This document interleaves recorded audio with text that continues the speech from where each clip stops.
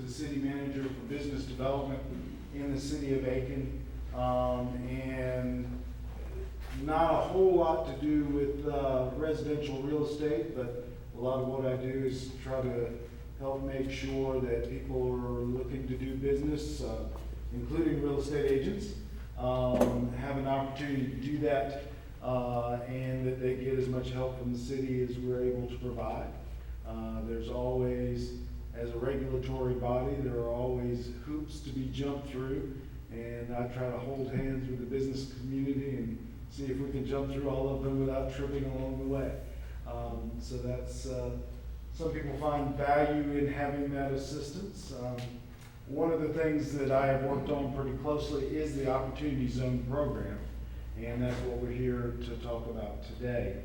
Not a whole lot of impact. I did make a presentation to the Board of Realtors last week, and we did discuss the fact that it doesn't really have too much to do, especially with residential real estate, but in the commercial realm it certainly does. In the multifamily residential picture, it looms large across the country. But let's define what an opportunity zone is. That was the question before we got started here. In the 2017 Tax Cuts and Jobs Act, which was passed in December of 2017, the opportunity zones got folded in fairly last minute, but they were sponsored by South Carolina Senator Tim Scott and by New Jersey Senator Cory Booker. The idea of the opportunity zones was to encourage investment in low-income areas throughout the country. The way that the legislation accomplishes that is by targeting low-income and high unemployment census tracts throughout the country. What the law called for was for each state and territory, for the governor, to select no more than 25% of their distressed census tracts. So it's a federal program that does impact low-income neighborhoods, but not all low-income neighborhoods. So each governor had to pick 25% within their state. The idea being that those that could match the need with the most infrastructure and resources that could be quickly put to work to spur development within those zones. The governor of the state of South Carolina, Henry McMaster, accepted an application from the city of Aiken. There was also one from the city of North Augusta, and they got a couple of opportunity zones over there. This area was selected as our opportunity zone and was forwarded to the Department of Treasury at the federal level and was then approved. This zone essentially runs from, it's a little bit difficult to see, but this is Richland Avenue, corner of Vaucluse and Richland. Obviously our one project that seems to be moving forward, not finalized yet, but the former county council site in the former county hospital is right here at this corner. It then runs up Vaucluse and then along University Parkway, Rutland Drive, and then down Buford and back across Richland. A little bit here kind of dips down into the lower income areas up towards Park and College Avenue. The little notch out here is the central downtown area, which is a more, I guess, less distressed area. There's still some needs there. But this generally is the north side of the community, and there's a lot of residential in there. A lot of this is the city. There are some areas in here, 6 Points specifically, which is not within the city. But the rising tide lifts all boats, and if we can get some development around 6 Points, and maybe even some annexation, that would be wonderful, as we try to take the wonderful character of Aiken and everything that everybody loves about Aiken and figure out ways to create positive growth that will sustain and keep Aiken resilient and keep real estate agents in business, and all of us working and earning a decent living here in our community that we love so much. Now, within these opportunity zones, we talked about how they designated them. There's a special kind of money that they're looking to steer into opportunity zones. It's not your life savings, it's not your inheritance, it's unrealized capital gains, which means if you've sold a stock, or you've sold a company that you own, or you sell a house, the money that you make over what you paid for it is a capital gain. Under IRS regulations, there's a capital gains tax of 15% that is due on the portion of that is established as a gain. Under this regulation, if you invest in a business, in a property that's within one of these zones, and you hold it for 5 years, you reduce the basis of that tax by 10%. If you hold it for 7 years, you reduce it by 15%. So there's a 15% tax, you save 15% of that 15%. So there's a lot of math involved here. But after 10 years, if you have built an apartment complex, or you have built a widget factory that's within an opportunity zone, after 10 years, the real bonanza here is that you pay no capital gains going forward on the profits you make on that investment. So it's basically capital gains free investing after a 10-year holding period. That can be very powerful. It typically applies to some pretty high net worth individuals if they've got enough money of that specific type to assemble to invest in a major project. Not a lot of people have that. I think everybody in the room would like to be somebody who has the problem of millions of dollars of capital gains.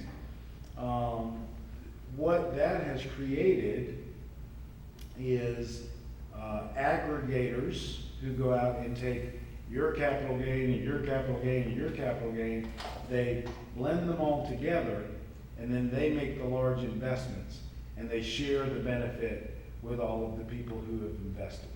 So those are called opportunity funds. And any of us could participate in that if we own stock or real estate or anything that we sell, if within 180 days we invest that in an opportunity zone. Now, the bulk of these investments, the favorite investment so far for opportunity zones around the country has been multifamily residential projects and mixed use. The IRS has been developing the regulations that govern this process and what kind of businesses qualify. And they just 3 weeks ago released the most recent regulations that they came out with. But basically, you can hold real estate, you can hold common stock in a company that is located within an opportunity zone, or you can own a business that's actually, anything from landscaping to, helicopter charters. If it's within an opportunity zone, you would get these benefits on any unrealized capital gain that you've invested in that process. In the city of Aiken, we've tried to lead the charge a little bit on this. We were the first to get our application in for our opportunity zone to the governor's office. We requested 2, they only gave us 1, so we got half of what we wanted. And again, there are 8,700 opportunity zones around the country. And the most recent statistic I saw is probably only 2% of those 8,700 will see any real investment through the program. Most of them are in larger metropolitan areas where one could argue that the investment probably would have taken place with or without the tax shelter. But we're very fortunate because we do believe that the hospital redevelopment, if it proves to make it all the way to the finish line, will be a project that is going to be benefit from the Opportunity Zone tax shelter. So we may be in that lucky 2 to 5% of opportunity zones that end up benefiting from this. We're not giving up with just having one project. We have engaged at the city a firm called Thomas P. Miller and Associates out of Indianapolis. They're experts in new market tax credits and other economic development type tools. They've worked with cities, counties, and states all over the country. And right now, what we're working with them on is a prospectus. If you're familiar with investing, your mutual funds and your individual companies will send out a prospectus on what makes their investment worth your time, your money, and your effort. And that's what we will produce for our opportunity zone. I spoke with them yesterday. They've identified some 19 to 20 sites which they believe would be good to discuss as potential business sites. Just to share with you a couple that we're working on right now, right about where the pin is in this map is our Han Village, basically housing projects. The Housing Authority will be here speaking a little bit later. But that is what is now called a concentration of poverty. It is subsidized housing that was constructed in the 70s. And the current trend in the federal government is they don't want to build what is commonly called a project. They want people who need housing assistance to be blended throughout the community, where there are different individuals of different economic power and footing living in the same neighborhoods. Tends to produce better results. So there are also some major infrastructure issues with the actual housing stock at Han Village. So it's going to need a multi-million-dollar refit, or they need to figure out something else to do. Right now, they are considering within the next 12 to 18 months demolishing that property, moving everybody who is there out to a better situation somewhere. But that will make about 20 acres right at the gateway of downtown Aiken available for redevelopment within an opportunity zone. So we're working with Thomas P. Miller to refine the information about what's available there, what the potential is, so we can then show that to investors around the country to say, would you be willing to invest in building a multifamily project here that has some retail, that has kind of a town center feel to it. So that's a potential thought. Not very far from there, if you're familiar with the Save-A-Lot grocery store that has opened and closed and then reopened and then closed on the corner there of Hampton and York Avenue. That is a large site that has a lot of potential. The Sheriff's Office complex just down Hampton from it, they're relocating out to Wire Road. So that will be a good bit of real estate that's available kind of in the heart of Aiken and the heart of the opportunity zone. So those are two of the projects that they're really going to hammer hard as we work on this prospectus. And what we're looking to do is the odd thing about this opportunity zone program is that very often there are lots of projects all over the country and there's no money. In this case, because of the kind of money it is, there's lots of money, but there are no projects that really have met the interest of the investor. And that's simply because these are well-to-do individuals who want to see a solid plan.